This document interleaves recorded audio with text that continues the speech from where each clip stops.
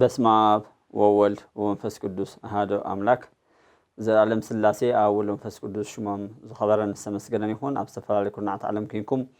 ነዚ ተዋህዶ ዘብኣማን ዝብል መንፈሳዊ ቻናል ተከታተሉ ዘለኹም ደቂ ቅንዕትን ርትዕትን ኦርቶዶክስ ተዋህዶ ቤተክርስትያን ኣመንቲ ሰዓብቲ ልዑል እግዚአብሔር ምስ ኩላትኩም ይኹን እናበልና ሎማዓንቲ ዓብይ ሕጉስ ብስራት ሒዝናልኩም መፂና ኣለና። እሱ ከዓ እንታይ እዩ? ቃል እግዚአብሔር ብኩሉ ቋንቋ ሁሩ ወመሃሩ ኩሉ ኣሕዛብ كتكم أحزاب ببقى قوم نخلو ما استمروا ميلو بماتيوس وانجيل معرف 28 قطر 20 خمسين نقرنا سبب بقى قوم مهار سلزلو بمبال حانتي حداش channel أمتينا لكم علينا دمت أتوهدو تبليا دمت أتوهدو دي م تا هاي وكات كباب تاينا نتكملنا توهدو دمو تاهي حينا نتكملو دمت أتوهدو زبل ብዙሓት ሊቃውንቲ ኣብዚ ዓዲ ዘለዉ ናይ ቋቋም ናይ ድጓ ናይ ዝማሬ መዋስኢት ሆኖማ ናይ ቅዳሴ ናይ ቡልያት ናይ ሐዲሳት ናይ ሊቃውንቲ ናይ መነኮሳት ዝተፈላለዩ ሊቃውንቲ ዝተፈላለዩ ነገረ መለኮት ቴዎሎጂ ምሁራን ዝኾኑ ኣቦታት እንዳዓደምና ስሩዕ ዝኾነ ትምህርቲ ብፍላይ ሰንበት ዝዝመር ቤተክርስትያናት መዝሙር ናቱ ስብከት እንታይ ይመስል ዝብል ብዝተፈላለየ ኣርእስቲ ዝተፈላለዩ ዓይነት ነገራት ሒዝናልኩም ቀሪብና ኣለና። ቶም ኣምሓርኛ ትኽእሉ ሰባት ኣብኣ ኣቲኹም ክትመሃሩ ንላበወኩም። ካብዚ ብምቕፃል ድማ ብዛዕባ ናይ ዴና ቅድስቲ ድንግል ማርያም ወላዲተ ኣምላክ ዘመነ ኣስተርእዮ ከም ዘለናሉ መጠን ቅድስቲ ድንግል ማርያም ዕረፍታ ስለዝኾነ ግዜ ዕረፍታ ለሶለና ብዝብል ሓፃር ትምህርቲ ኣዳልናልኩም ኣለና። ክሳብ መወዳእታ ምሳና ንክፀንሑ ነዚ ከዓ ነቶም ዘይበፅሖም ኣባፅሕዎም ንኹሉ ቃል እግዚኣብሔር ነባፅሕ ኣብቲ ናይ ተዋህዶ ዘብኣማን ዝብል መንፈሳዊ ቻነል እውን እሱ ከም ብሓድሽ ስሩዕ ዝኾነ ትምህርትታት ክንጅምረልኩም ኢና። እግዚአብሔር ምስ ኩላትና ይኹን። በስመ አብ ወወልድ ወመንፈስ ቅዱስ አሐዱ አምላክ አሜን። ይትባረክ እግዚአብሔር አምላክ አበዊነ ስቡሕኒ ውእቱ ወልዑልኒ ውእቱ እስከ ለዓለም። ናይ አቦታትና አምላክ ቅዱስ እግዚአብሔር አምላክ ስሙ ዝኸበረን ዝተመስገነን ይኹን። ወትትሐሰይ መንፈሴ በአምላኬ ወመድኃኒዬ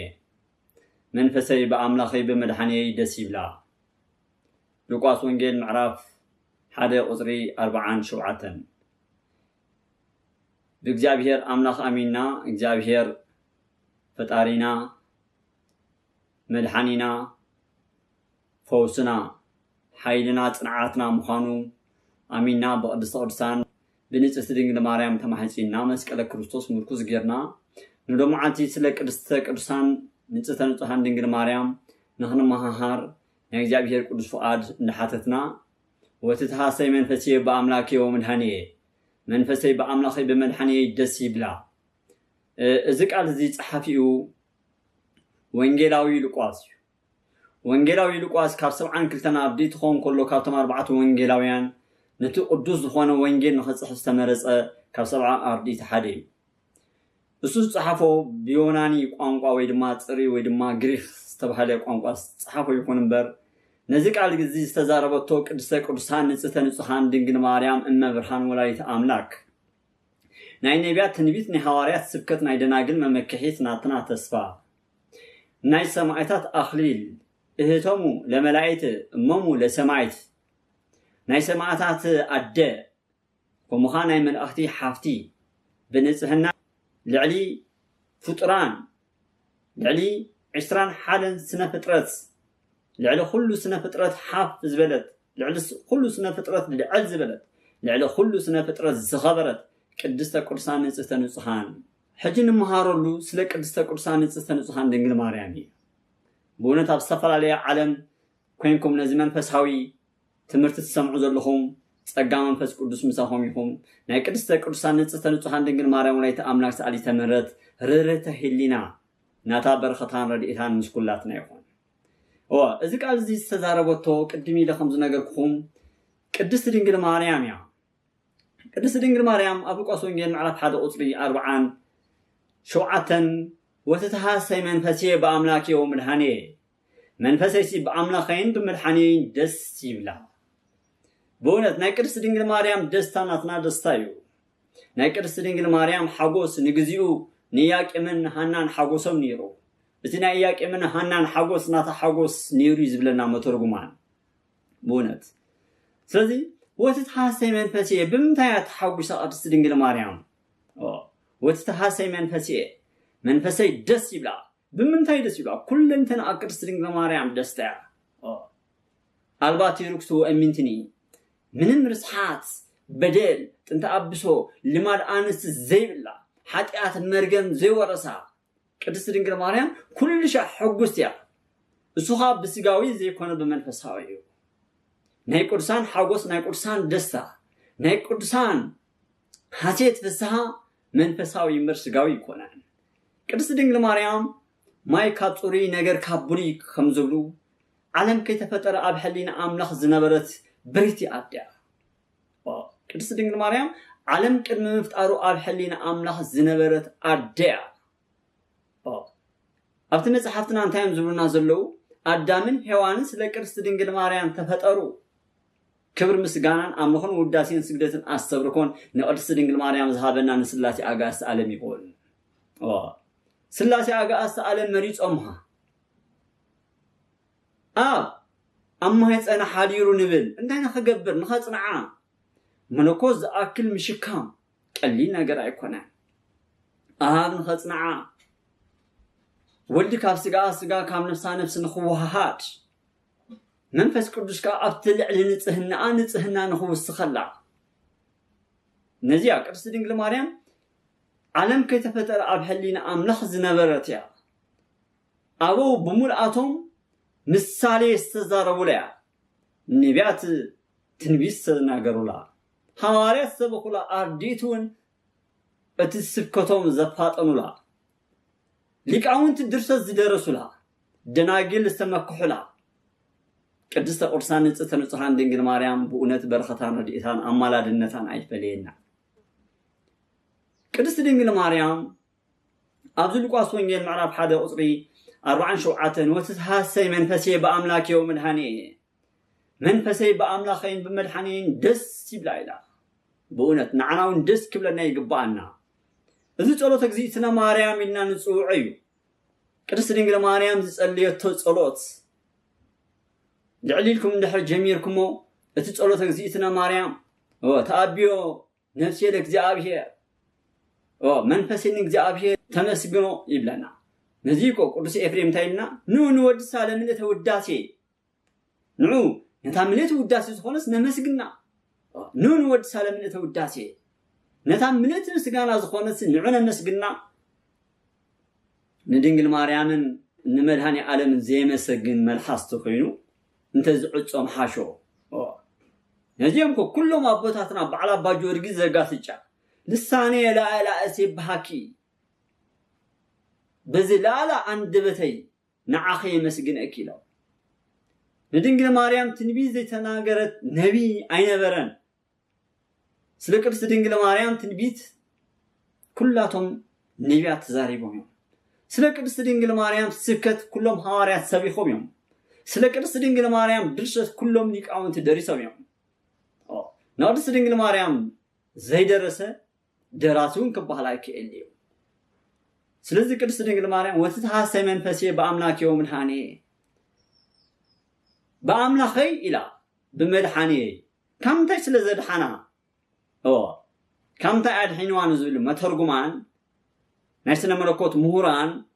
ነዚ ክትርጉሞ ከሉ ከምታይ ኣድሒንዋ በአምላኸይን በመድኃኔን ዝበለት ንዝብል ክትርጉሙ ከሉ ስለ ብዙሕ ነገር እዮም ዝገልጽዎ በተሓደ ንዴተ ህላዌ ማንታይ ማለት እዩ ብዙሓት ደቂ ሰባትና ብዛ ዓለም ምስ መጻና ስለ መናባብሮና ስለ ህይወትና ስለ መጻኢ ነገራትና ንጭነቕ ንሓስብ ቅድስት ድንግል ማርያም ግን እዚ ነገር እዚ ኣይነበራን ካብ ንዴተ ህላዌ ኢሎም ተርጉማን ካብ ንዴተ ህላዌ ኣድሒንዋ እንታይ ክበልዕ እንታይ ክሰቲ እንታይ ክኸደን ዝብል ሓሳብ ስለ ምድራዊ ሓሳብ ቅድስት ድንግል ማርያም ኣይነበራን ስንኳን ቅድስት ድንግል ማርያም ይትረፍሙ እቲ ዝተሰሓሓተ ኣዳም እንኳን አልቦቱ ካሊ ህሊና አዳም እንበልብካይል አይላ ኃጢአቱ ይብል አቡና አዳም እንኳን ካብ ገነት ምስ ወጽ ስለ ኃጢአቱ እንደሐሰበ ምብካይ ተዘይ ኮይኑ كان حسب عينه ورون يبلونا مترجمان ቅድስት ድንግል ማርያም ድማ ከም አዳም ኃጢአት ሰርሐቱን አይኮነትን እትኔ አዳም ኃጢአቱን ናብአ ዘይተመሐላለፈ አደያ ስለዚህ እሳተ ሐስቡ ዝነበረት ነገር ሰማያዊ ነገር ስለ ድንግል ማርያም አዳምን ሔዋን ተፈጥሮ ይልና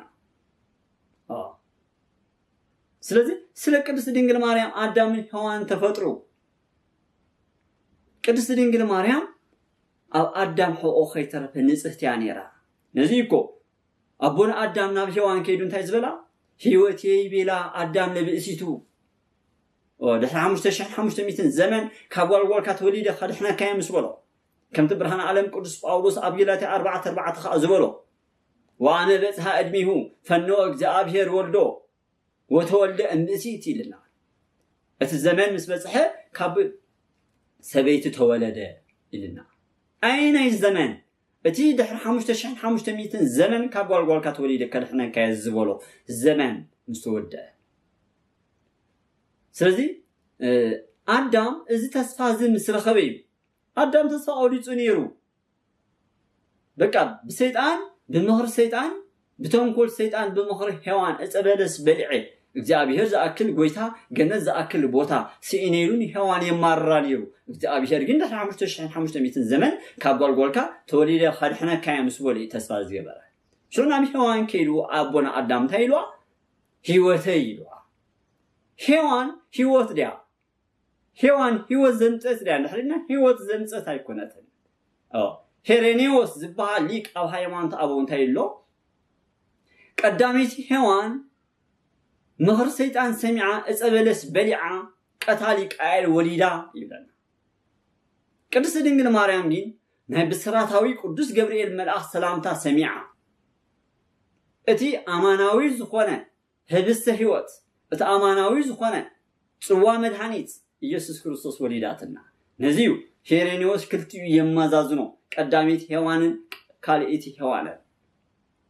ቀዳሚት ሔዋን ቀታሊ ቃይዳ ወሊዳ ቅድስት ድንግል ማርያም ግን ህይወት ወሃቢ ህይወት ዝኾነ ህይወት ከአዝህብ መድኃኔ ዓለም ወሊዳትና ክብር ምስጋና ንወዳን ንዓዓን ይኮና ቦነት ስለዚህ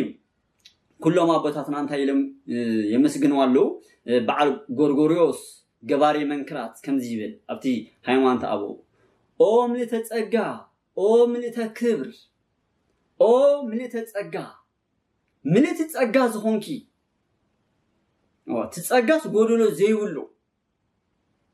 ንኻሎ ጸጋ ማዕርግ ቅድስና ክወሃቦም ከሎ በኸፊል ቅድስት ድንግል ማርያም ግን ምልዕተ ጸጋ ተባሂላ ጸጋ ዝተመላኺ ጎዶሎ ዘይብሉ ማለት ስለዚህ ኦ ምልዕተ ጸጋ ብላ ከሎ ጎዶሎ ዘይብሉ ከምናይ ካልኦት አንስቲ ይኮነን ጥንተ አብሶ አይተመሐላለፋ ናይ ሔዋን መርገም ናብአይ ሰገረን ነዚዩ ጎርጎርዮስ ገባሬ መንክራት ኦ ምልዕተ ጸጋ ኦ ምልዕተ ክብር بخبرون ملئتي أقول لي بالله እግዚአብሔር ምስሌኪ እግዚአብሔር ምሳኺው ኢሉአ እግዚአብሔር ምሳኺው እዚ ቀሊል ነገር ከይመስለና ነተንትኖ ነስተውዕሎ እግዚአብሔር ምስሌኪ ኢሉአ እግዚአብሔርስ ምሳኺው እግዚአብሔር ምስግ ድንግል ማርያም ካማዓስ ጀሚር ነይሩ እንደሃሪና ገና ዓለም ከተፈጠረ ሁሉ ኣብ ሕሊኑ ነበረት እንደገና ደግሞ ኣብ አዳም ሕቆ እቲ በሙሉ ናይ አዳም ዘርኢ ጸበለስ በሊዑ አዳም ጥንተ አብሶ መስተላበሰ በሙሉ ኣብ አዳም ሕቆ ዘለው ዘርኢ በሙሉኦም መስረኸሱ ወይ ከዓ መስረስሑ ድንግል ማርያም ግን ከም ጻዕዳ ዕንቁ ኮይና ኣብ አዳም ሕቆ ተበረህ ነበረት ይላል ሽም እግዚአብሔር አምላኽና ዝኸበረ ዝተመስገነ ይሁን بونت نزيكو إساياس كما سدم مكون وكما قمرا مسلنا الزرع እግዚአብሔር كاك ما يترفل لنا زرع እግዚአብሔር زرن تزيت رفلنا نيرو يلو عب إساياس 19 كم سدم مكوننا نقمرا والممثلنا يلو زرن تزيت رفلنا نيرو نزخال ليقو قدس ياريج እንታይ እናሎ ማርያም ስተሃት እንትካቱ ሰከርሱ ለአዳም ከመ ባህሪ ጻዳ ድንግል ማርያም ኣብ ኣዳም ሕቆ ከም ጻዕዳ ዕንቂ ተብርህ ነበረት ኢሉ ቅዱስ ያሬድ ብዛዕባ ዓይናው ጠንቂኡ ዝፈልጥ እዩ ብዛዕባ ዕንቂ ክንዛረብ እንድሕሪልና ምስጢረ ሰማይ ወምድር ኣብ ዝብል መጽሓፍ እንደገና ድማ ኣብ አንድምታ መጽሐፍትና እንድሕሪናዮም እቲ ክቡር ዕንቂ ዝተባሃለ ቅዱስ ያሬድ ዝጠቕሶ ከመ ባህሪ ጻዕዳ ኢሉ እቲ ባህሪ ጻዕዳ ዝበሃል ክቡር ዕንቂ ሓንቲ ከርከዴን ወይ ድማ ከርቤዴን እውን ይብልዋ እዛ ከርከዴን ትበሃል ኣብ ዓዲ ዓረብያ ትቕመጥ ሙቐት ምስ ተሰምዓ ናብ ባሕሪ ትወርድ ናብ ባሕሪ ክትኣቱ ከላ ማህፀና ይኽፈት ኣብ ማህፀና ድማ ቀትሪያ ትወርድ ሙቐት ምስ ተሰምዓ ቀትሪ ፀሓይ ኣብ ዝመረረሉ ሰዓት ናብቲ ባሕሪ ክትኣቱ ከላ ማህፀና ይኽፈት ኣብ ማህፀና ናይ ፀሓይ ጩራ ይሃርሞ ሽዑብ የማናይ ጎና ዕንቂ ትሕዝ بتصقاماي بونخ انقعوتهز ابحري 4 معلتنا 4 ليتين تجبر نتنقعو مجمريا تفلفلو توصو دحراي اتي عينا يوص اتعنقي مسوص اتي بحر بمولو يبره اتي بحري مسبره عسى نتي عنق يوصلو يوحطو دحراي عسى غففتنت عسى مسرخبو اتي اب كبدتي عسى انت يركب زعل عنق يركب ناي قدم حارستوت يبلنا اندمتا ابتي لعلي غرب سقلومو بصلمات غزي اخلخو وقت خوينم ወይ ድማ ከዓጽሉ እንድሕር ኮይኖም ኣብ ላዕሊ ገረብ ይሰቅልዎ ድሕራይ እቲ ብሙሉ ኣከባቢ የብርህ ነይሩ ይብሉ ናይ ታሪክ ምሁራን ናይ ኣክሱም ጽዮን ሓወልቲ ኣብ 33 ሜትሮ ርሕቀት ዘለዎ ወይ ድማ 520 ቶን ዝምዘን ናብ ኩንታል ክንቀይሮ ከለና ድማ 5200 ኩንታል ዝምዘን ሓወልቲ ክሳብ ሕጂ እንታይ ለም ይምጽውዑ ኣክሱማውያን ناي بازيون مسوك عيلم يمصعو ناي عنقوب ازيون زبال اتزبره اكسوم ጽዮን بخلتو يشنخ ابتحولتي بيمانن بصقامن نت ختما زبرهو عينا اونيرو نت ختما ملو ليتي كم صحي زبرهو زنوبر يا مترجمان تايلم ترجمو ملو እዚ ጻዕዳ عنق ዝተባሃለ ኣምጪኻ ኣብ ሓመድ እንድሕር ኩዒትካ እንድሕር ቀቢርካ ወይ ድማ ኣብ ጭቃ እንድሕር አንቢርካ ደ 5500 ዘመን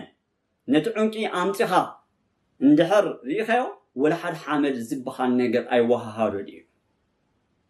إذا قدس دينجل ماريان بزعنق تمثيل عزلا نحمش تشحن 500 زمن أدامن دكون اتتنت أبوسن لا تمحلالفهم كمل تخلو أبكرس دينجل ماريان جن اترسحات أي تمحلالف النزيو ماريان ست هاتو واستكرسوا الأدام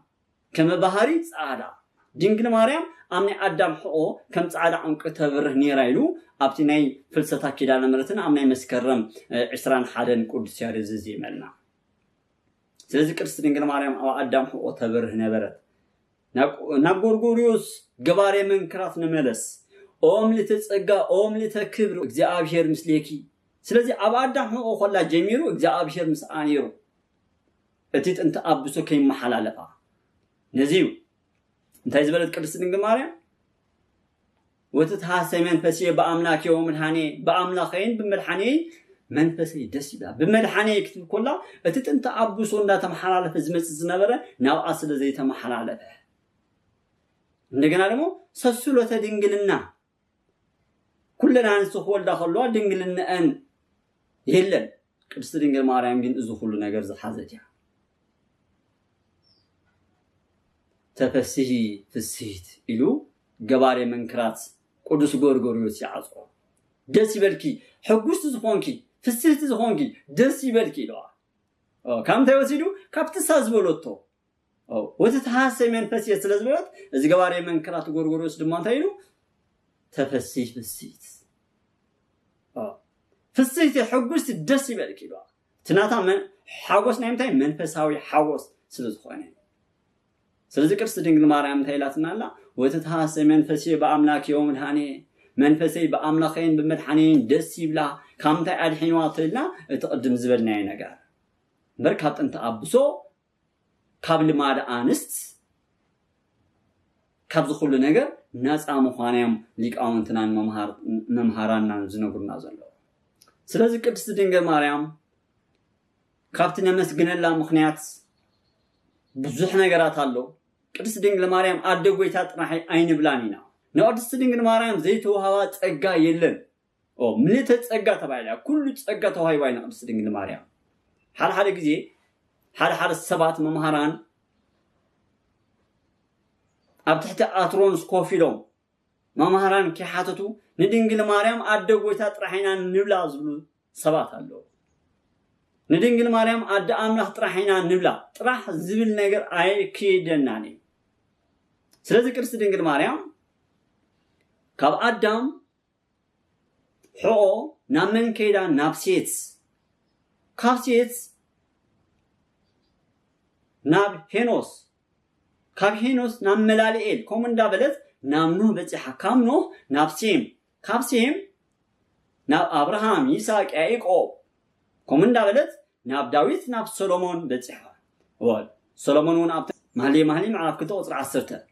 ኣብ ማእኸል እሾኽ ዝተተኽለት ሱፍ ይልና ኣሎ ኣብ ማእኸል እሾኽ እቲ ማእኸል እሾኽ ዝተባህለ ሓጢኣት እዩ እሾኽ ስለዚ ካብቶም ብምሉኦም ናይ ኣዳም ዘርኢ ሓንቲ ንጽሕቲ ዘርኢ ኢሉ ኢሳይያስ ከምዚ ነገርና ቀዲሙ እዚ ማህሌ ድማ ሰሎሞን እንታይ ይብለና ኣሎ ንጽሕቲ እታ ሱፍ ዝተባህለት ወልሓንቲ ርስሓት ኣብ ማእኸል እሾኽ ኣብ ማእኸል ሓጢኣት ተቐሚጣ ንዓዓግን ትርስሓት ከም ዘይተንከፋ እቲ እሾኽ ዝተባህለ ዘሎ ማእኸል ሓጢኣት ዝተባህለ ኣዳም ካብ ኣዳም እቲ ሓጢኣት ኣይተመሓላለፈን ነዚዩ ቤተክርስትያንና እንታይ ተምህረና ዘላ ኦ ማርያም በእንተ ዝናፈቅረኪ ወነአብየኪ እስመ ወለድኪ ለነ መብልዐ ጽድቅ ዘበአማን ወስቲ ሕይወት ዘበአማን አባ ሕርያቆስ በቅዳሴ ይብል ኦ ማርያም በእንተ ዝናፈቅረኪ ድንግል ማርያም ስለዚ ነፍቅረኪ ኦ ማርያም በእንተ ዝናፈቅረኪ ወነአብየኪ ስለዚህ ልዕል ሓፍ ነብለኪ ክብርኺ ነመስግኖ እስመ ወለድኪ ለነ መብልዐ ጽድቅ ዘበአማን اسمه ولد كلنا نعنا سلز ولد كلنا أنت مبلغ صدق زبأمان زبلا سجاي وستي دمي بوح وزر علم يوحنس نعرف شو جشته أسرع 5 جميرنا نحن بينا زبلا سجاي وستي دمي بوح وزر علم سجاي زبلا عدمي ستي نزل علم هيوت هالو إذا السجان دمن زبلا عصب نزل علم هيوت يقولون إذا أمل خاوك علي سجاي زي بدع دمي ستين هذا العالم هيوت يقولون إذا السجا كان من زمت السجاي نحرينا كابكر سنجل ماريام سقارس السجاي وفاي منزل أنت سجا هو الأدم أبهر يقص الجول التسجانا يسوع كريستوس كابت أنتي ني أدم كي بدله خلو أبزين يقرأ من قدنا كابكر سنجل ماريام أنت أبوس زبها نجار يبلع أجاننت كان بتنت أبوس ندينغ ماريام حميوانيم نجي أبارة قصيلنا التسجع كابت أنتني أدم يلو ني أدم زري بملو رخيصو حنت زريجين زي رخصة الله سهندها نيك التسدينغ ماريام زرية اسمه ولد كلنا مبلغ صدق زبأمان أماناوي زخنة هبست هيوتك مدهني عالم سلزو ولد كلنا وستي هو الزبأمان وستي هو الزبأمان نايب حقي أماناوي مثالياوي زي كونه أماناوي كم تخاطولي خزبلو مثالياوي زي كونه أماناوي زي كونه دمك زي أبير ويدما تصواق زي أبير سلزو ولد كنا نمسجناكي أتدم كم تجزو زتوا سر الدمينا نستيو ملكوت السوهادو نفس السفليو إلو ما بتناي دبر بيزنيك أو أنت أميرو من الله وتنساتيو دم ده عينة دمي ناي بقى ناي تقيل يكونن ناي ولدك زابير دمي اتدم كا ملكوت السوهادو نفس السفليو دمي اتدم كام تاستو سديو ناي يسوع كريستوس دم كام ناي ቅድስት ድንግል ማርያም ሰላወር ደም ተወሰደ ደሚ ስለዚህ በእውነት ቅድስት ድንግል ማርያም አመስግነም ዘይጸግቧ አቦታትና ነዚዩ ቅድስት ድንግል ማርያም አመስግና አይን ጸግባኒና እንኳን ከምት ዝግባአ ኸብሪ አያመስገና ነቢያት ብትንቢቶም ሐዋርያት ብስብከቶም በዓል ቅዱስ ያሬድ ብድጓ ብዝማሬ ብመዋሲት ብጾሞ ድጓ ብሰፈላለየ መጽሐፍቲ ቅዱስ ያሬድ በአንቀጽ ብርሃን አመስግኗል አባ ጊዮርጊስ ዘጋስጫ ببعل انزيرا سبات هو تبرهان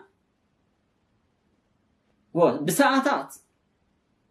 سفر قطر زي بلوم ليك أوانت بمولهم نقص دينجل ماريام عمس بينهم بعلا بات سجى دينجل بسوق قاوة دينجل بمهني تسجى بعل قدس إفرام بوداسي بعلا بحرية قص بقداسي زيوم بمولهم فأرس دينجل ماريام حليروم زمس بينهم نقص دينجل ماريام أيام مسجين نزل سبب مثل حالي كوينيجين فرق جاب شيء يقول المالك مهنياتو دينجل ماريام إنها أمسجينا أنا هنا مسجانا نركب بمبر نعنوس خلانا قريلا وحجونا أبتعبي لي كوزكم أبهاري أقص نايز بلنا أمود داتا قداش كل درس درس مسمود داتا مود داتا تايلنا أتين مريم زمسجن كهنسي دينجل مريم زمسجن كيموسلو السو أتين قدس دينجل مريم زقدس كهنسي نقدس دينجل مريم زقدس كيموسلو أنتي دا نبعلي قدس نتم سمعو خاي قدس ويل كريستيان ينازلوا دينجل مريم زي ما سمعت خونهم كريستيان يقولون مهنياتو كريستنا بمن نرخمنا بكريستوس كبر مسجانا أما خطوة داسي سجلت أستبركت نوع الخنا المدهاني عالم كريستنا زرخمنا بمدهاني عالميو بإيسوس كريستوس كريستنا بإيسوس كريستوس تترخبو إيسوس كريستوس ككامن تويديو كاب كريستين مريم نجيم بتوع قدوس أبونا باولوس باتريارك رسالك أنا باباسات زي توك عليك باباس زاكسون ويتشج زمن برتك الهيمات ني عالم ناي سلام بريزيدنت زنوبرن تايلو بزي كريستوس كريستنا بزي دينجل مريم كريستوس أي ترخبن سلزي من تيزو ودي سماي جزو خايبلو موران ليكامنت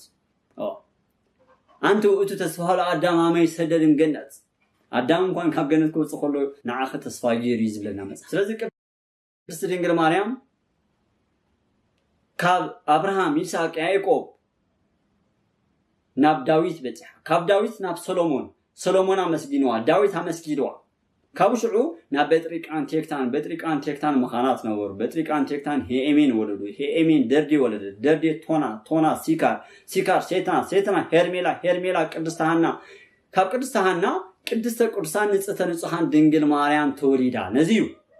ليكو قرشاري انتاج بلنا قدس أمكرس أما أبدي أما هيتسألون كابدي أما هيتسأل تمحرالي فواز زبلو منافعان كي لعالي قرشاري انتاج عاتيو أبدي أم هيتن جميل قديس زمار داويت أم مزمور 45 قصر شوعته قدس ما هيدرو الأول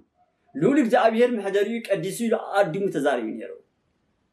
نجاكو أرس دينجل مريم وتتحسي منفسي بأملاك يوم الهاني بك كل شيء أرس دينجل مريم حقوست يعني را بمتى بتستو هوا تأكا سلزي كاب قدس هانان ياك امن كتولد كلها ارس دينجل مريم نصحت زرء خوينات توليدا ابديا مهيصن بسرات قدس جبريل ملاخ متين ياك امن هانان حزينهم تكيزهم سلازنبرو حدا كابتي وتتحسي منفسي زبلتو منفسي دس يبلا أبزبل مترجمان كترجمه خلون تايدا بيمترجمه أبوينا دين ولا شيء إنهم يحزون سلزمور أتناتهم حزن ناتي حقوسيمو منفسي دسي لا قبل مسجانا نعايبنا سلزي ياك من حنان حمل 30 معلتي ملاكك جابهر متيو تنيتكم كتولديهم يلوم نحاسه شو عت معلت دما ياك من حنان كاب حمل 30 معلت جميرهم سواي اتيوم كلهم قرصان صولدوا بسوايا بونتا أنتم سب حلالون حدارنا نخبارخ استبارخ ولاد نخبرنا جابي أملاخ بسوايا نلومنا بصورة نلومنا بحمامات بسنابتنا عين ولدهم ياك من هنا ملاك جابي المجو 5 خابز ولنا نعندك سايولون ويكان عندك سايتبهالون تايملو سوايا نتويلهم كاب حملة 30 معلت جميرهم كسر نحاسة شوعة معلت سوايات يوم أنا وين سواينوتو سلها قرنا سلام سل بيترتياننا سلام بيترتياننا أفتنا يزلا بونت قدس بيت كريستياننا كم زلنا له الزمن تفتينا ايتفلتنا قدم الى بيت كريستياننا كفتنا نصا زخونو له الزمن اينبرن جينكا اي كم زلو من الزمن قدم قدس بيت كريستيان كفتن كلا ببعل احمد جراين ببعل يوديت غريت ببعل نابكودونوصور بستفلاليو احزا بميسيونياوين بستفلاليو منافقان قدس بيت كريستيان تفتن يرا ابزلنا له الزمن بدك استفتنا له وقت لك أن دك أمسيلهم نقدس بيترسيان نازك ألو نقدس دينجل ماريم كانت أنت أبوس ألو أيلهم زراقهم يوم رغم ليكون زي رجمك بروك ليكون زي باركك وكم تي أب أوريد زفترة نعرف عصرت حدا نبون أبراهام سنقولي نعهاس زبارخ بروك يكون نعهاس رجمها رغم يكون طبعا أبا جورجي زكاة الجخا زي أب أوريد زفترة ستقاس نبون أبراهام وسيدو بركو يكون زبارخكس بركو يكون زرقمك خار رغم يكون እግዚአብሔርና አቦና አብርሃም ሰናገረይ ስለዚህ ቅድስት ድንግል ማርያም ዘቀብሉ እግዚአብሔር ልቦና ይሃቦም ናብ ቅድስት ቤተክርስቲያንና ይመልሶም ፍቅር ድንግል ማርያም ይሕድረሎም ንዓናውን ፍቅር ቤተክርስቲያን ይሕድረልና ፍቅር ቅድስት ድንግል ማርያም ይሕድረልና በእውነት ፍቅር ቅድስት ድንግል ማርያም ዝነበሮም ይምኩ በዓላ ባህርያ ቆስ ብዙሕ ትምህርት ዘይነበረሎም እዚ ድርሰት ቅዳሴ ማርያም ዝደርሱ ፍቅራ ከሓድረና ይግባ ያቄ ምን ሃናን حمل 30 معاتي ملاك እግዚአብሔር መጽዩ ወላት ክትወልዱኹም ኢሎም ድሓር እንታይ ምገሮም ሱባኤ አትዮም አናውን ዝተሸገርና ያው ዝተጨነቀና ነገር ንxላሉ በሱባኤ እግዚአብሔር ንሎምኖ ቦናት አንኳ ሓኩሖ ክፈተልኩም ለምኑ ወሃቦኩም ይልናዩ በተዘይ ሁሱ ቃሉ መድሃኒ ዓለም ስለዚህ ንዑን ለምኑ ንዑን ማሐፀን ነው ንድንግል ማርያም ደግሞ በጸሎታን በአማላድነታን ንሕተታ አዋሪተ ማዓትያ ድንግል ማርያም ስለዚህ ያቄምን ሃናን ሱባኤ አተው ንሾዓተ መዓልት ይርከው ሐምለ 30 ክሳብ ነሐሰ ሾዓተ መዓልት ነሐሰ ሾዓተ መዓልት ሽዑ ቅድስት ድንግል ማርያም ተጸኒታ አባህሪያ ቆስ እንታይ ይልና በፍቱ አኮ በፍቱ ተደነዘ ተጸነስኪ በኃጢአት ተጸነስኪ አይኮንከን አላ በርኳቤ ዘለ ህግ እማሃናው ያቄን ተወለድኪ ካብ ያቄምን ካብ ሃና ንጹህ ሞስ ወይ ተወለድኪ ይለዋ ቅዱስ ያሬድ ወንታ ይላለው አፍቲ ጿቱ ዜሙ ያቄም ሃና ወለዱ ሰማያው ሙኒ አስረጸ ፀሐይ ያቄምን ሃና ሰማይ ወለዱ ታ ሰማያም ድማ ፀሐይ ወለደት ስለዚህ ቅድስት ድንግል ማርያም ነሐሰ ሸውዓተ መዓልት ተጸንሰት በርኳቤ ዘለ ህግ እቲ ጥንተ አብሶ ዝባህር ከናም ቅድስት ድንግል ማርያም አይተማሐላለፋ ነዚ ቅድም ዘወልኮ ነገር ክደግሞ ሕጅወን ቀደሳ እምከርሰማ አበዲያ ማህፀን ኩላይ ጀሚሩ ቀዲሷ ቅድስት ድንግል ማርያም ስለዚህ ሐምለ 30 መዓልት ተጸንሰት ግንቦት ሓደ መዓልት ተወለደት ቅድስት ድንግል ማርያም አበዲያ ማህፀን 9 ወርሕን 5 መዓልትን ድሕረ ምግባር ግንቦት ሓደ መዓልት ተወለደት ሽምታይና ነው ጸላይሎም ካኩሉ ዝጥዕም ታይሎም ካኩሉ ዝጥዕም አመሬት ማሪ ማር ማለት ማዓር ማለት ቢግዝን በብራይስት ማር ካብ ሰማይ ዝጥዓመ ከንታዩ ሃም ይሎም በብራይስት ሃም ማለት ያ ማለት ስለዚህ ማሪ ሃም ንበላ በብራይስት ናብ ትግርኛ ክትርጎም ኩልኻ ማርያም ማለት ማይደረ መለኮት ናይ መለኮት መሕደሪ ማለት አብየ ነፍሴ ለእግዚአብሔር ናይ መለኮት መሕደሪት አዳ አምላኽ ንብላ መድኃኔ ዓለም አምላኽ መሆንና ምንድነው ስለዚህ صح አዳ አምላኽ መድኃኔ ዓለም ብርሃን እንዲው እመብርሃን ንብላ አነ ውቱ ብርሃኑ ለዓለም አይኮነን ዝብል ኮምን ዝብል ግዲ አነ ውቱ ብርሃኑ ለዓለም አነ ናይ ዓለም ብርሃን እዩ ስለዚህ እሱ ናይ ዓለም ብርሃን ተኮይኑ ቅድስት ድንግል ማርያም ንሱ ስለዝወለደት እንታይ ትባሃል እመብርሃን ንብላ ወላዲት አምላኽ ስለዚህ ማለት ማይደረ መለኮት ናይ መለኮት መሕደሪት ማለት ርግቤ ቤላ ሶሎሞን በርግቢት ዝመሰላ ያ ማለት ያንቃዱ ሀቤከ ኩሉ ፍጥረት ያ ማለት ኩሉ ፍጥረትና ባኸ የንቃደር ምን ማለት ምስአሉ ምስጋዶ መስስሬ ኩሉ ኃጢአት ስለዚህ ናይ ማርያም እዚት ፊደላት ትርጉም ምስጥር ዝሓዘ እዩ ሽማ ከይተረፈ ስለዚህ ግንቦት ሓደ መዓልቲ ተወሊዳ ግንቦት 8 መዓልቲ ከዓ ሽማ ወፂኦሙላ ማርያም ዝብል ስለዚህ ከብዳ እኽሊ ከይለመደ ኣፋ ከዓ ዘረባ ከይተለማመደ ቅድስት ያሙና ቤት መቅደስ ነጥዋ ኢሎም ቅድስቲ ናምታይ ወሲዶማ ናብ ቤት መቅደስ ዝተቀደሰ ነገር ናምታይ ከምትወስድዎ ዕጣን طواف ሽምዓ ዘቢብ ናምታይ ንወስዶ ናብ ቤት መቅደስ ኢና ንወስዶ ስለዚህ ቅድስት ድንግል ማርያም ቅድስት ስለዝኾነት ናብ ቤት መቅደስ ወሲዶማ ተሓሳስ 3 መዓልቲ ኣብ ቤት መቅደስ ድማ ፋኑኤል መልኣኽ እንዳመገባ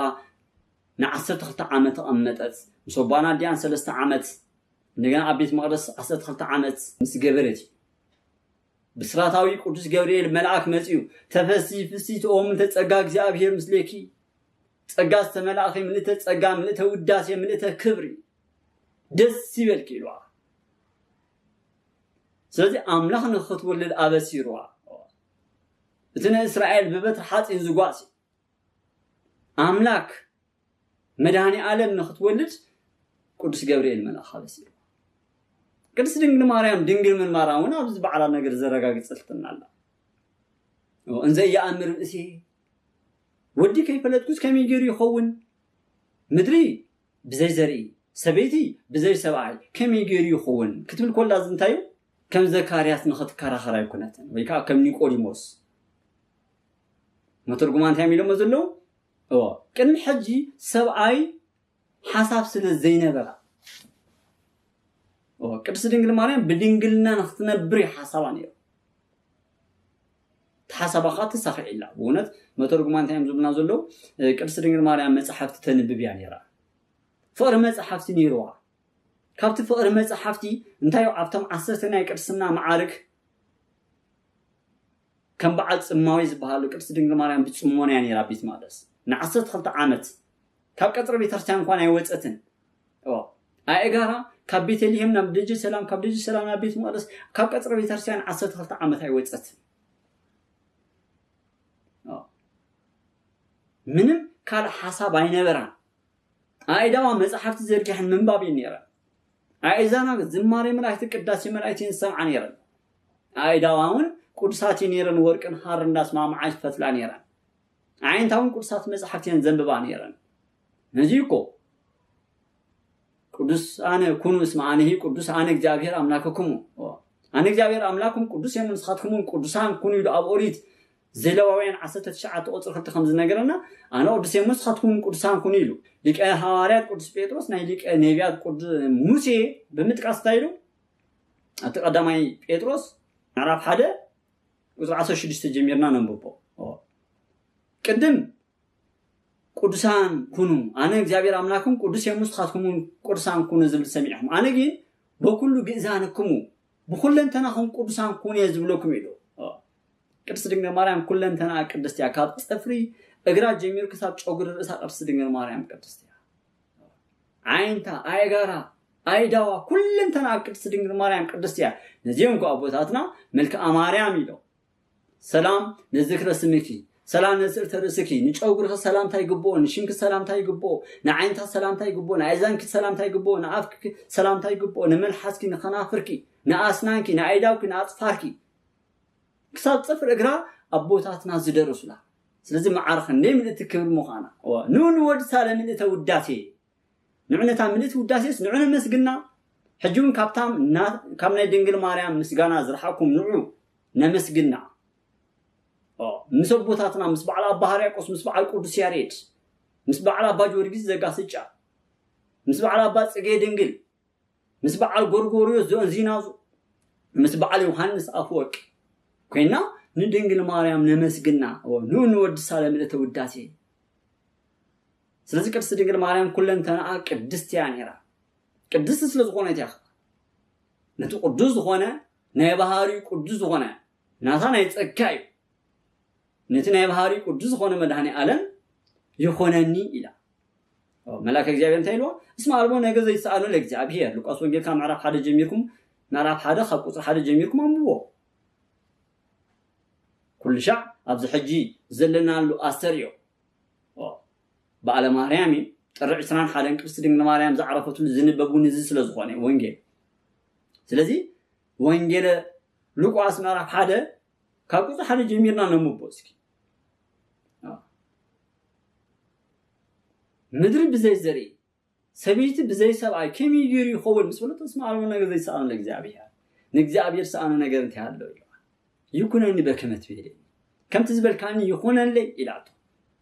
إذا نجار مستزاربت أتي أكلاويكا شو عت سنت أو نجيو تسعة شعات نجار من أختي حليبو كنقول كلنا أجين ببهاري ملوكوتو علو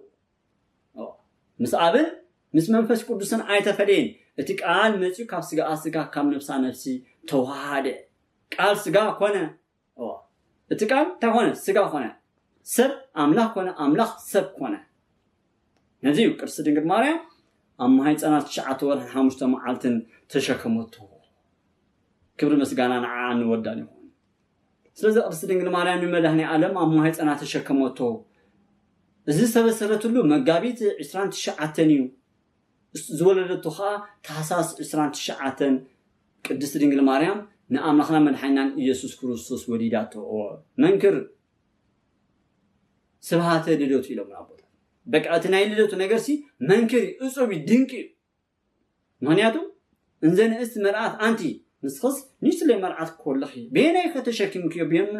بيماناي ما هتنك ويلكاس بسجامان أدني أبوتاتنا أيودون سلا قدس دينغ ماريام سلازي قدس دينغ ماريام تحساس عشرين شعاتن مدهني عالم وليداته كتولدو خلخا اتي دينغلنا ايت افان ما هيت انا دينغلنا دينغل كولا صنيساتو بدينغلنا وليداته زل عالماوي دينغل كوينا خا تنبا سلازي قدس دينغ ماريام مدهني عالم ما هيت انا تشكيمات شعات ور حمشت معاث صيرا ملوكو تشكيم انا زيكو ملك عسق يرني ربنا يوسفسي كساعة ولد آية فلت عن نزول منافعان كم سنة خلو فليتو عم خنا من الحين يسوع خصوص بمترجمان تهلنا له ملك عم ملكوت تشكمت عدس لزنبرت من ناي ملكوت ملك خمزي مثل كمزي أكل سلزي بحال ناي ملكوت ملك سلز زي فلت ناكر سرينغ مريم دمون يوسف اتملك عايك عايرون يرو إلى بمترجمان منا سلز زترح أيقونان من هني عالم سولدته أما بلع مال عبا إدمس أسرته بيشارك مستقلرته بزح حيث أنا حتى أنا مدرج سدت كرت ثلاثة عامة شدش تور هنكا أم مدرج مسؤولية نزيو إجزاء أبشير مسليك زبالة إجزاء أبشير كابا أي تفلين سلزي أبى مدرج ثلاثة عامة شدش تور هن مسؤولية نجنا لما ثلاثة عامة ثلاثة تور هندما مسؤولية كسب كسب إلى تمسكن بيمان دويلان دابخيدي وفي يوحناس وينجل مرعف عسى تشعة أطري عسان شدشتن ويبيلا لأمو أو بسيتو نوا والدكي نهل ودخي إلو ندنجل مريم يوحناس حدا راهبو نعنا حدا راهبنا يوحناس دما نهل تادي خيلو نعنا عدنت هبنا سلزي كرس دنجل مريم مش يوحناس دما كرس دنجل مريم عسى حمشت عمتت نزيو كل نجار كنت بقولنا أبدي أم هيزن شعاتور حمشت معلتن نجنا دم مسبوعان مسجان ثلاثة عامات أبيت مقدس 13 عامات نجنا دما مسبوعان أم خام الحين يسوع 33 عامتن ثلاثة ورحن تأميتا نجنا دما مش يوحناس 15 عامات أميتا زهور نجار كنا مرخلنا 64 عامات يكون لذلك كرسدين مريم أبز مدري 64 عامات مستقمتتي مزيج كل شيء فلسة مزيبلي هذا زيبلي كابز بلي علم كابز يتقفع علم كابز بسباس علم كابز حكوة مكران زبزحو علم نبت زي حلف علم كدت ورحت رينيرو نجنا دما عدته سنمتي قدس دينغ مريم لتا أهود تقرع عسران حدن أمخنا من حينا يسوع كريستوس كابزي حلف علم نبت زي حلف علم كتخدي في مسبلا قدس دينغ مريم بتقرع عسران حدن سجان نفسان تفليا سجان نفسان كتفل خلا كنتني حط أنا يكونن نحط أنا موت صواجي ملأك موت متيو سنو أفتيتو تفرخا مصر أيام بدينقات يمزموت قدسان جين استطعم أنا بمشناو نفسهم من سجوهم من تفعل نقدر سدنجل مريم من فليز بليه ترى عسران حدا أستوريو مريم من لنا خبروز لنا أستوريو مالت حدا قويتا بلدتون بتأمكتون استرائيل لجت جيتا بلدتون بتأمكتون سجلت الله عصر زخانة إبيفانيا ويدما أسترئينا نقولته كرسدين مريم دما نفس سماي نسيوهان الزعرقة له سلزي ترى عسران حدا أما خنا ملحنا يسوع كريستوس راح يكونن زمار داويت متشنيرو نجنا دما بعال إزرا متشنيرهم كلهم نبياتنا هواريات تأكيبهم كرسدين مريم هواريات بخور بفتاجرهم جنيزهم أبجيت السماني كأبيرهم ما سلزي سجى النفسان كتفل خلا أما خنا ملحنا يسوع كريستوس بعال يسجى النفسان فليوا زد ما بحوسن بعلفان زنبروز ساعات سلزي كأولو عند خلو خلو هواريات بتك أريزا أيهود كفاءات ندحرس لزيبو أنت إلهم كأدم ودات السين دابلو هواريات وخناني راب حجنا ما نسات السيانا سمع عارجا إلهم كيربوشنا نونا ويا سجها لماريام نيدين قل ماريام سجها نعوب بحوينك أصلي كابتن زمر خمس نبرة تافونيا يبا زي تافونيا حجر زبالة سلز نبرة نتيك أريزا ويدما شام كورا زبال نوع حزو كدربيو ويدما حق أطلع مسدلي ملاك جزء أبير متشو كل تأيدو قريزوا تنبرك يكون دينجل ماريام لمينوا ندينجل ماريام مستمحات أنا كرس دينجل ماريام قلت إلى نليك هواريات مقدس بيتروس كم تزنو بورو ليات قدس بيتروس نت أيداو مليشلو بأمانة النتا كرس دينجل ماريام أما هنا من حين يسوع كريستوس كبر مسجانا نعي خنون يوسف إني قولي موسى كجنزو خلو عينو قولي حبالي لنا أبتي عندنا كيدان هو عنده عينو قولي حلو نهارات نمن تايخونكم عروق بسيسئلكم تجنزوني مسولو انتي لا رأمو خان جنزا كايلمو يوسف إني قولي موسى قدوس እግዚአብሔር قدوس هايال قدوس ያው ዘኢሞት እንዳወልኩም ገንዙ ነበር ስኢልኩም አይተ ገንዙ ይሎም አይኑን ቆልህ ሊህ እንዳበል ይዝበና ስለዚህ ክርስቶስ ድንግል ማርያም ደግሞ እትታፎንያስ ነኸቃጽራ ይሉ ዝመተ አይዳውስ ለስተቆረጸ ክርስቶስ ድንግል ማርያም ርህርተ አደስ ለዝኾነት በእውነት ክርስቶስ ድንግል ማርያም ርህርተ አድያ ርህርህና ኻብ ብዙሕ ነገር ኢኔና ነትጸምአ ከልቢ ብጫማ አገራ ዘስየት እንደገና ደግሞ ንብዙሓት ተማል ዝነበረት ኣብ ቃና ዘገሊላ ነቲ ብጾሎታን አምላክና መድኃኒትና ኢየሱስ ክርስቶስ በአማላድነታ ለሚና ነቲ ማይና ወይን ዘቀየረት አድያ በአማላድነታ ነዚ ንብኽፋ ዝመጸ ታፎንያሱን ቆዴ ሒላና ቅዱስ ጴጥሮስ ናብቲ ዝነበሩ ልግበሩ አይዳው ምን ይችላል ስለዚህ ካብዚ ሰዓት እዚ መልአክ እግዚአብሔር ነጽዩ ንቅድስት ድንግል ማርያም ንዮሐንስ ንሕዝዎም ናብ ገነት ወሲድዎም ይዝብለና ዘሎ ናብ ገነት ከይዶም ኣብ ገነት ኣምታይ ተቐሚጦም ንሕልና ኣብ ዕፀ ህይወት ስር እታ ወላዲት ህይወት ኣብ ትሕቲ ዕፀ ህይወት ተቐሚጣ ሰለስተ ዓይነት ዕንጨይቲታት ኣለዋ ካብተን ሰለስተ ዓይነት ዕንጨይቲ ሓደ ዕፀ ምግቢ እዩ ንኣዳም ካብዚ ኩሉ ብላዕ ዝተባሃለ ሓንታ ዕፀ በለስ እያ ካብዚ ኣይትብላዕ ዝተባሃላ ዕፀ በለስ እያ ካልአይቲ ሳልሰይቲ ድማ ዕፀ ህይወት ትበሃል ካብታ ዕፀ ህይወት ብላዕን ኣይትብላዕን ኣይብሎን መተርጉማ እንታይ ኢሎም እዮም ዝትርጉሙልና ኣዳም ካብ ዕፀ ህይወት በሊዕ ነይሩ እንተዝኸውን 1000 ዓመት ፀኒሑ ነፍሱ ስጉኡ ተሓድሱ ናብ ገነት መንግስቲ ሰማያት መኣተወ ኢሎም ይትርጉሙልና እታ ዕፀ ህይወት ትበሃል ዕፀ ህይወት ዝበልዐ ሰብ ሞት የብሉ ስለዚ ዕፀ ህይወት ዘላ ኣብ ማእኸል ገነት እያ ዘላ ኣብ ማእኸል ገነት ክትቅመጥ ከለኻ ብኣርባዕተ መኣዝን ኣርባዕተ ወሓይዝ ኣለዋ እቲ ሓደ ወሓይዝ ግዮን ይበሃል እዚ ሕጂ ኣባይ ተባሂሉ ብሰከላ ገይሩ ብጎጃም ገይሩ ዝፈስስ ዘሎ ወይ ከዓ ኣባይ ንብሎ ዘለና ግዮን እቲ ግዮን ጸባዩ ዘውሕዝ ካብታ ዕፀ በለስ ዘይኮነት ካብታ ዕፀ ህይወት ክልቲአን ፈሊና ክንፈልጠና ኣለና ዕፀ ህይወት ኣላ ዕፀ በለስ ምን ኣላ እታ ዕፀ በለስ ሞት እተምውት እያ እታ ዕፀ ህይወት ድማ ህይወት እትህብያ ስለዚ ቅድስት ድንግል ማርያም ኣብ ዕፀ ህይወት ስር ተቐመጠት ኣብኣ ድማ ኣርባዕተ ወሓይዝ ኣለዉ ሓደ ግዮን ይበሃል እቲ ግዮን ማለት ጸባ ዘውሕዝ እዩ እንደገና ድማ ኤፌሶን ዝበሃሉ እቲ ኤፌሶን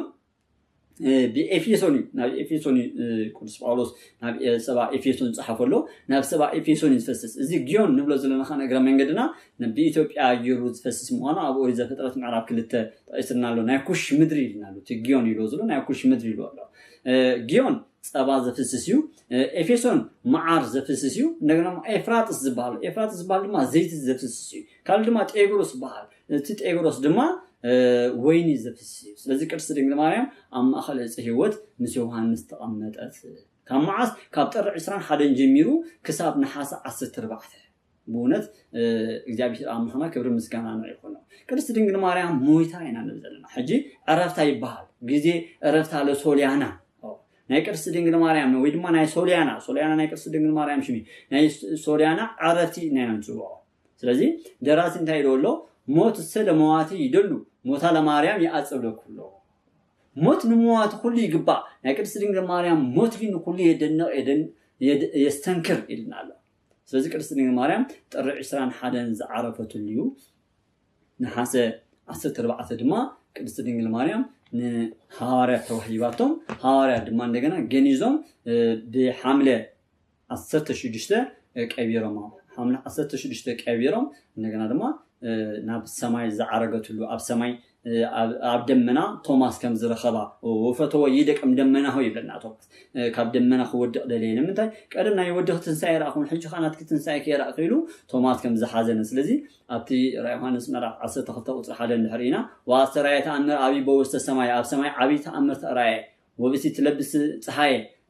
سبيتي صحاي زلبس صحاي سجونات صفت وورد يجريها أبقى دما ورحيس زجبرت نجنا دما عصر تخلت الزودي كوا خبت دما أبص هالزدفات عند سبيتي أب سماء ترى أتيلو يوحنس نيجرنا نيرو نجنا دما زمار داويد وتقوم نجست بيمانك بألباس ورك وصفت وهبرتيلو نيجرنا لوسل ذكر سدينغ مريم ترى عشران حدا أستروينا نخبره كبسدينغ مريم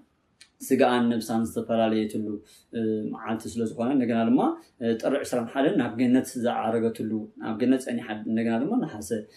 زبلتيا نحس دما نابزي نهارات وهيباتهم هوارا جنيزهم كبيرما نجنا لما نحس عصت الشدشته ناب سماع زعرقة تلو سلزي وتتحسي منفسي لا كبسدينغ مريم نتمتنارسي منفسي دسي ولا بأمنا خي بمدحاني كابز خلو كبري خلو تسقى زخلو موجود ذهابني بأملاخي دس يبلني يا تبل مقرص دينغ الماريا سلازي احنا هون نعان دامس جنا دس كبلنا يقبا بأونت مس نبيات مس حوارات مس قرصنا بوتاتنا خوينا كم تسوم زمس جنوان احنا خا امس جنا تي مسجانا ني املاخنا مدحنا يسخصوص نحن ركب ناي قرص دينغ الماريا ጸሎታና አማላድነታን ምስኩላትና ይሆን ስለዘለና ለዘመን ናይ ፈተና ዘመን ውዳሴ ማርያም ቅዳሴ ማርያም ንድገም እንደገና ደግሞ ቅድስት ድንግል ማርያም ንማህፀን ነተፈቅሩ ወዳ ድማ ንማህፀን ንለሙን ነው በእውነት ካመከራ ስጋን ካመከራ ነፍስ ነኸድሕና ንአምላኽ መንሐና ኢየሱስ ክርስቶስ ንለሙን ነው ነታወላይተ አምላክ ደረተ ሄሊና ነትጣፎን ያዝባል ጥር 21 ንኹ ቆርጻ ዝመጽእ ሰብ እንኳን ወይ ድማ ነኸቃጽራ ዝመጽእ ሰብ ታፎን ያሱ እንኳን በአማላድነታ ሰማሐጸነት አዳሞ ስለዚህ አሁን በእውነት ብዙ ኃጢአት እንተገበርና እንኳን ቅድስት ድንግል ማርያም በአማላድነታን በጸሎታን አይትገድፈናንያ ስለዚህ ንስሐአቲና ድንግል ማርያም ለخنا መስገን እና እግዚአብሔር አምላክና ቅዱስ ፈቃዱ ይሆነና ወተታሰይ መንፈሴ በአምላክ ይሁንሃኔ መንፈሴ በአምላክ በመድኃኔ ካብቲ ካብልማር አንስቲ ካብጥንተ አብሶ ካብ سوسلة دينغلنا زيد حنني بأملاخ دس يبلني إلى قدس دينغل مريم أو لقاس وينجلنا على حدا أسري 4 برخان تان صلاتان أمالادنتان مسكولاتنا حزب كريستيان يكون وصفات لإجابة ولاية دينغل ولا مسكول كبر يتعاقب يسبح سمو لإجابة أملاكنا واترى بكل جزية وكل ساعات يتنحلنا